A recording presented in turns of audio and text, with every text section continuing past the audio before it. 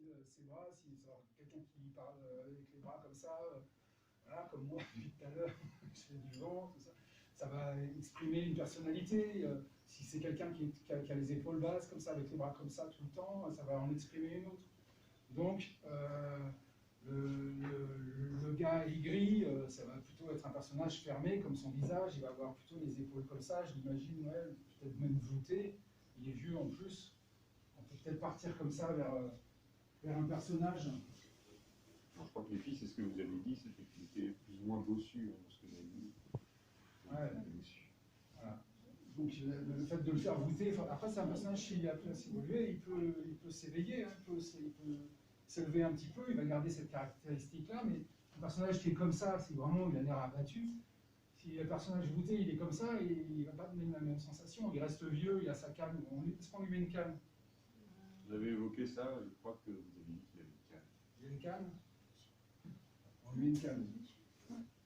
Et ça peut permettre aussi des expressions. On avait pensé à ça. Ouais, il peut jouer avec, ouais, s'énerver avec.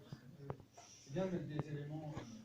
J'utilise souvent ça aussi dans le dessin pour exprimer le mouvement des personnages. C'est d'avoir des choses qui volent, des cheveux qui volent.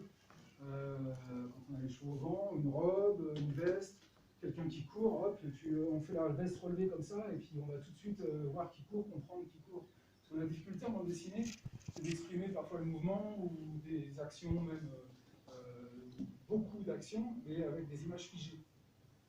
Contrairement au cinéma où on a le mouvement, on a le bruit, on a le son, là on n'a pas du tout. C'est donc des images figées. Pour le mime là, dont je parlais tout à l'heure, Pietrolino, je me suis confronté à un gros problème. C'est que j'avais des séquences. Je bossais d'après, en fait, une pièce qu'Alexandre Jodorowsky a écrit pour le mime Marceau. Je ne sais pas si vous connaissez le mime Marceau. C'est sans doute le plus connu des mimes, qui avait créé un personnage qui s'appelle Bip, et qui était habillé tout en blanc, avec un masque blanc, comme ça, juste une fleur sur son chapeau, si je me rappelle bien. Et en fait, il mimait les choses, et par exemple, moi, il y a un truc qui m'avait fasciné, je l'avais vu, parce que du coup, j'avais été un peu documenté sur... j'ai toujours aimé un peu ces ambiances-là, Pierrot, la comédie dell'arte, tout ça. Là, vraiment, c'est un univers qui me plaisait bien, et j'avais donc qui s'en approche avec le livre. Et j'avais fait des recherches par rapport à ça, et j'avais vu des spectacles de Marceau, et notamment un où il monte un escalier, et on le voit, en fait, juste avec son corps, mimer le fait qu'il monte un escalier, et il le fait tellement bien, ses gestes sont tellement précis que l'escalier, il existe, on le voit, quoi.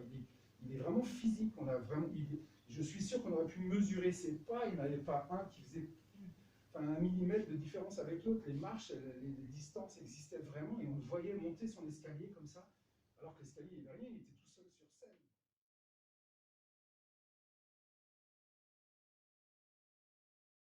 Moi, j'avais à retranscrire le fait que, là, justement, ça a été une des choses que j'ai abordées au cours de tous les albums que j'ai pu faire, qui m'amène sur Mer Morte là, à développer encore plus. À un moment, il mime une scène dans un bar où il mime en fait les fonds sous-marins. Et donc, il a fallu que je trouve des solutions pour permettre ça. Donc, j'ai utilisé deux stratagèmes. C'est une voix off, en fait, qui est celle de son compagnon de route, qui est un nain, en fait, qui est son meilleur ami, et qui est surtout le seul personnage que j'avais du début jusqu'à la fin de l'histoire, donc le seul qui était susceptible de raconter chaque scène de ce que Pietrolino, le personnage principal, avait pu vivre. Et donc du coup, ce personnage-là, cette voix off, parle de ce qui se passe. Donc ça me permet de parler de ce qui se passe quand il est en train de mimer quelque chose. Je peux dire avec la voix off qu'en fait, il est en train de mimer ça, que les spectateurs voient ça et tout ça. Et un autre subterfuge qui a été de faire apparaître les choses qu'il était en train de mimer, et de les faire apparaître vraiment. Et donc du coup, on voit le mime en train de mimer, puis d'un coup apparaissent des poissons. Donc, voilà, c'est de la bande dessinée. Il faut s'adapter à ce média, à ce support qu'on a, qui sont, voilà, la narration se construit vraiment avec ce principe d'ellipse, c'est-à-dire que des moments où, entre une image et une autre, qui n'est pas définie, mais qui doit être induit par la première image et la suivante, tout ce moment où le lecteur va faire le cheminement d'une image à une autre en se racontant l'histoire qui ne lui est pas racontée entre chaque vignette. Et toute la narration de bande dessinée fonctionne autour de ce principe-là. C'est ce principe d'ellipse, des temps qui ne vont pas être racontés, où on ne va rien voir, rien montrer, rien dire, mais où il va pourtant se passer des choses. Parce qu'on va voir une première vignette, le personnage est en train de rentrer et d'ouvrir la porte, et puis sur la vignette suivante, il sera en train de discuter avec un collègue, là, à l'autre bout de la pièce. Le lecteur va se faire le cheminement dans sa tête, comme quand on est en train de lire un roman, on se fait les images, mais en bande dessinée, il y a quand même ce procédé-là, qui est que le lecteur, il bosse, quoi. C'est un peu de l'escroquerie, d'ailleurs, on vend une histoire, mais en fait, c'est vous qui vous la racontez. Donc, du coup, voilà. Bon, voilà, faire la main derrière. Bon, il a pas l'air très sympathique, hein.